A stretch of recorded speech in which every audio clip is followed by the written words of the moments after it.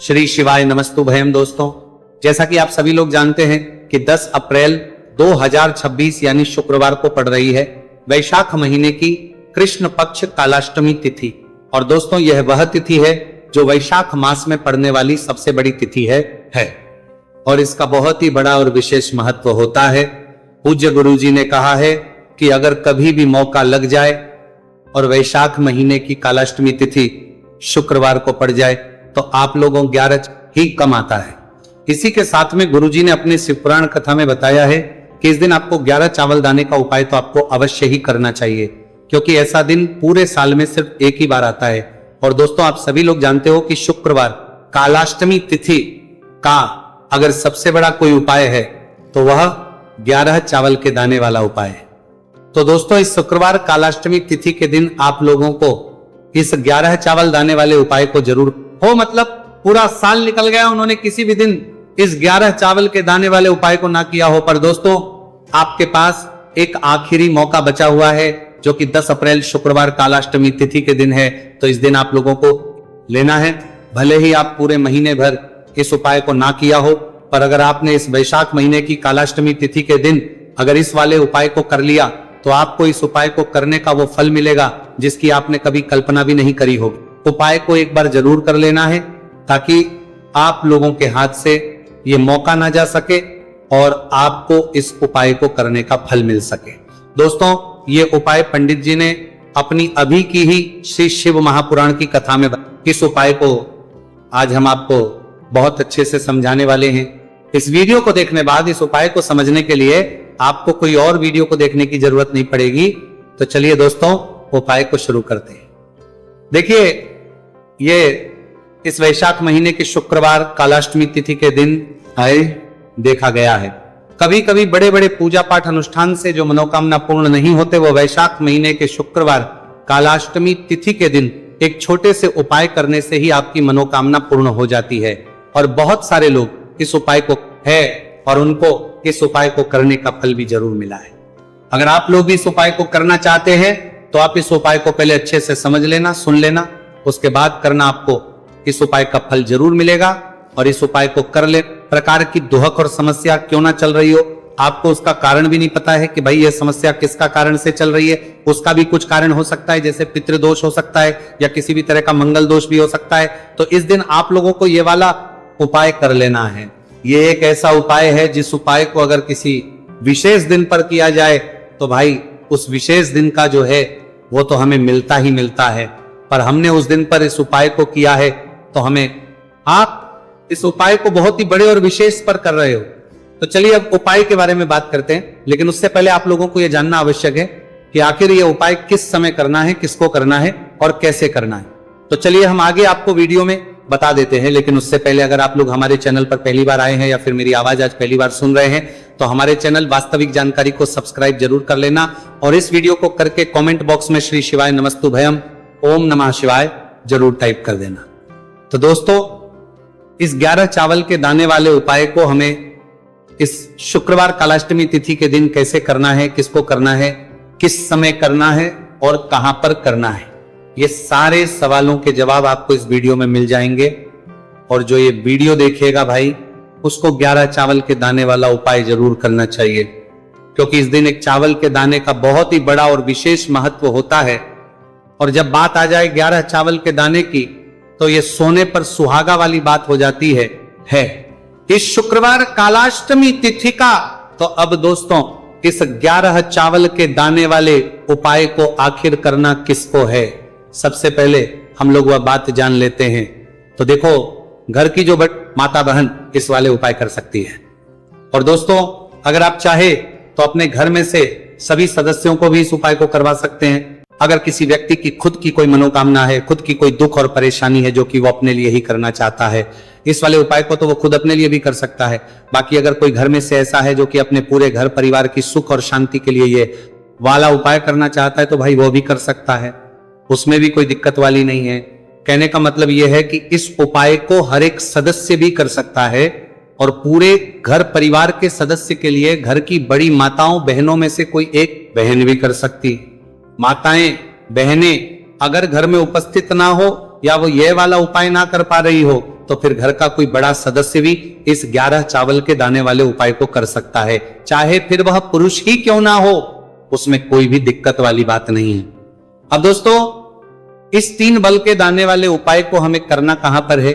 हमें इसे शिवजी के मंदिर में जाकर करना है। बहुत सारे लोग प्रश्न करते हैं, हर एक उपाय को करते समय क्या हम इस उपाय को घर पर कर सकते हैं? तो इस वाले उपाय को आप घर पर नहीं कर सकते हो। इस वाले उपाय को करने के लिए आपको शिवजी के मंदिर ही जाना पड़ेगा। उसके बाद में दोस्तों जो अगला प्रश्न निकल कर आता है वो ये आता है, इस उपाय को लेकर के आखिर इस उपाय को हमें किस समय करना है? सुबह के समय करना है कि शाम के समय करना है?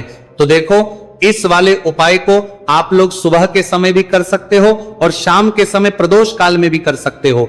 अब अगर आप पूछो कि भाई सब सबसे उत्तम समय कौन सा रहा, तो हम आपसे बस यही कहेंगे कि इस उपाय को आप सुबह के समय करेंगे तो ज्यादा बेहतर होगा।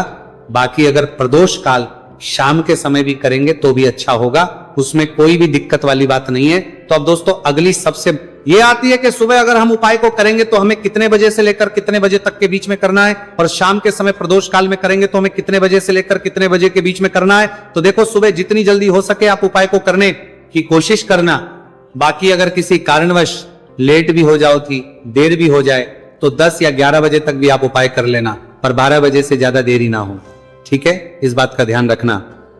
उसके बाद में दोस्तों का जो समय है होता है वो शाम के 6 बजे से शुरू हो जाता है। मतलब शाम के 6 बजे से लेकर 7 बजे के बीच का जो समय होता है, ये समय प्रदोष काल का समय होता है।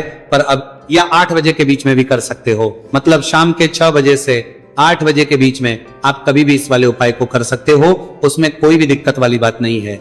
अब दोस्तों यहां पर इस उपाय को लेकर एक और सबसे बड़ी बात, चावल के दानों को हमें लेना कहां से होता है, और हमें इस उपाय को करने के साथ में क्या और कुछ भी सामग्री ऐसी होती है जो शिवजी के मंदिर लेकर जानी पड़ देती है। तो देखो यहां पर हम आपको बता दें, सबसे पहले आप लोग ये जान लो कि ये जो 3 चावल के दाने वाला उपाय है, सिर्फ और सिर्फ आप उपाय की सामग्री लेकर कभी भी शिवजी के मंदिर मत जाना, क्योंकि हमें भगवान के सामने यह नहीं दर्शा है कि अगर हम भगवान शिवजी के मंदिर आए हैं तो अपने फायदे के लिए आए हैं।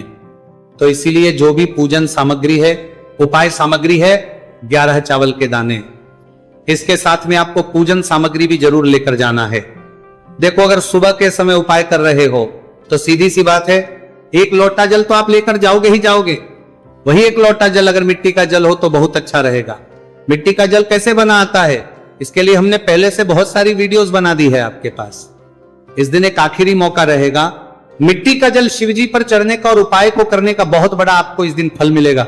तो इसीलिए इस दिन हो सके तो भाई मिट्टी का जल चढ़ाना, तो अपने साथ में कम से कम 1 लोटा जल तो आपको लेकर जाना ही जाना है। अगर मिट्टी का जल नहीं है तो घर का जल भी आप इस्तेमाल कर सकते हो। इसके अलावा जो भी पूजन सामग्री है, देखो 11 के दाने ये अलग आपके रहेंगे और जो आपकी पूजन सामग्री रहेगी वो अलग रहेगी। पूजन सामग्री में आप जो भी चीज लेकर जाना चाहे वो लेकर जा सकते हैं। एक बेलपत्र भी लेकर जा सकते हैं, उसमें कोई भी दिक्कत वाली बात नहीं है। वहीं अगर हम के समय की, तो शाम के समय शिवजी पर जल नहीं चढ़ता है, इसीलिए शाम के समय आप लोग एक दीपक तैयार कर लें जो कि गोल तीखा आटे का शुद्ध देसी गाय का घी का होगा, है ना। इस बात का आप लोगों को ध्यान करना है और इस दीपक को भगवान शिवजी के मंदिर में जाकर ही जलाना है, इस बात का भी आप लोगों को ध्यान रखना है। अब दोस्तों यहां पर हमें इस बात को समझना है कि ये 11 चावल के दाने हमें लेना कहां से है। क्या हमें दुकान से लेकर आना है, या हमें अपने घर से लेना है, या कहां से लेकर आना है और कौन से, क्योंकि चावल भी बहुत प्रकार के होते हैं। तो देखो, इन सभी सवालों के जवाब आप लोग एक बात में सुन लो कि भाई जो उपाय है, इस उपाय में आपको यह नहीं देखना है कि भाई कौन से चावल है कौन से चावल नहीं है। बस जो भी चावल ले रहे हो वो चावल का दाना सबूत होना चाहिए, मतलब साबुत होना चाहिए, टूटा हुआ नहीं होना चाहिए, कटा पीटा नहीं होना चाहिए। यह बात आपको ध्यान रखना है। बाकी आपका चावल बासमती, दिक्कत वाली बात नहीं। तो सीधी सी बात है कि आपके घर के रसोई घर में जहां पर आप बनाते हो, वहां पर जो भी चावल आपके उपस्थित हो, उन चावलों में से अपनी एक कटोरी भर लेना या एक मुट्ठी चावल अलग से निकाल कर रख लेना। इस उपाय में लेने वाले हैं तो हमें ये चावल के दाने गिनकर निकालने पड़ेंगे, इस बात का आप लोगों को ध्यान रखना है। तो अपने उस चावल की कटोरी में से या चावल में से 11 ऐसे चावल के दाने आप लोग निकाल लो जो कि टूटे हुए ना हो, कटे पीटे ना हो, कोई दाग ना लगा हुआ हो, है ना। अच्छे साबुत चावल के दाने 31 दाने आप लोग निकाल कर रख लो और इन्हें किसी भी एक कागज की पड़िया में या किसी एक छोटी सी कटोरी में आप लोग रख लो, ताकि ये सुरक्षित रहे, आपके एक भी चावल का दाना उधर ना हो और आपका उपाय भी पूरा अच्छे से हो जाए।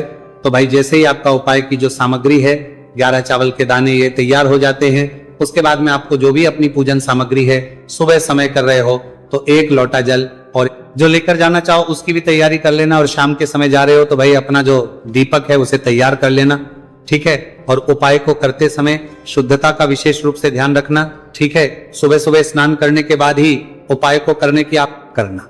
उसके बाद अगर शाम के समय की बात करें तो शाम के समय आपको स्नान करने की जरूरत नहीं है, पर शुद्धता ध्यान रखना है। आपको स्नान तो नहीं करेंगे, आप हाथ मुंह धोकर भी इस वाले उपाय को शाम के समय, प्रदोष नहीं है तो आप अपने उपाय की पूरी सामग्री तैयार करके आपके पास ही में जो आपका शिव मंदिर हो वहां पर पहुंच जाइए। सबसे पहले शिव मंदिर में जाकर आप लोगों को उपाय नहीं करना है, पहले भगवान के दर्शन करना है, भगवान से आशीर्वाद प्राप्त करना है, फिर शिव की शिवलिंग के पास में आना है। शिवलिंग के पास में आने के बाद जो पूजन सामग्री लेकर आए हुए हैं, जैसे कि सुबह गए हुए होंगे तो 1 लोटा जल और जो भी पूजन सामग्री लेकर आए हैं आप उनसे भगवान शिव जी की पूजन कीजिए। सबसे पहले तो आपको एक बेलपत्र श्री शिवाय नमस्तुभयम का जाप करते हुए शिवलिंग पर चढ़ा देना है। उसके बाद में आपकी पूजन सामग्री चढ़ेगी। उसके बाद में अगर दोस्तों शाम के समय अगर आप इस उपाय को कर रहे हो तो अपने साथ में लेकर गए हो उस दीपक को मंदिर में जाकर अपनी माचिस से जलाना है और उस दीपक को शिवलिंग के पास में रखना है, ठीक है। इस दीपक को रखने के बाद ही आप लोगों को अपना यह वाला उपाय शुरू करना है और दीपक को ज्यादा पास में मत रखना, पड़ रही है, भगवान शिव जी को आंच नहीं लगनी चाहिए, है ना। तो भाई जैसे ही आपकी पूजा अर्चना हो जाती है, आप भगवान शिव जी को प्रसन्न कर लेते हैं, उसके बाद शिवलिंग के पास ही में आप कहीं पर बैठ जाइए, सामने या आसपास जिस पर बैठ जाइए और अपने वह 11 चावल के दाने अपने सामने निकाल कर रख लीजिए, क्योंकि अब यहां पर उपाय को यहां पर करने की आपको तैयारी करना है। और इस तरीके से जब आप उपाय करेंगे, पूजन सामग्री करने के बाद, पूजन अर्चना करने के बाद बहुत जल्दी और बहुत होकर मिलेगा, तो अपने चावल के अपने सामने निकाल कर रख लेना। और ये जो उपाय है ये आपकी सीधे हाथ की हथेली से होगा, इसलिए इस बात का भी विशेष रूप से ध्यान रखना है। तो सीधे हाथ की हथेली का प्रयोग करके करना। अपने सामने जो भी आपके कागज की पुड़िया है उसको खोलकर रख लो, या कटोरी है तो भाई उसे अपने सामने रख लो और अपने वो 11 चावल के दाने निकाल लो, ठीक है। उसके बाद में दोस्तों अब आपको क्या करना है, चावल के दाने एक एक करके जहां पर आपने बेलपत्र चढ़ाए हैं आपको शिवजी के शिवलिंग के ऊपर चढ़ाना है। कहां पर चढ़ाना है, शिवलिंग के ऊपर चढ़ाना है, और कहीं पर भी नहीं चढ़ाना है। आपको अपने हथेली से तो शिवलिंग के ऊपर चढ़ाना है, भले ही फिर वो अपने आप जलाधारी पर गिर जाए, ये मतलब वहीं पर गिर जाए, उस वाली बात नहीं है, पर आप चढ़ाओ शिवलिंग के ऊपर। तो आपको क्या करना है, अपना पहला चावल का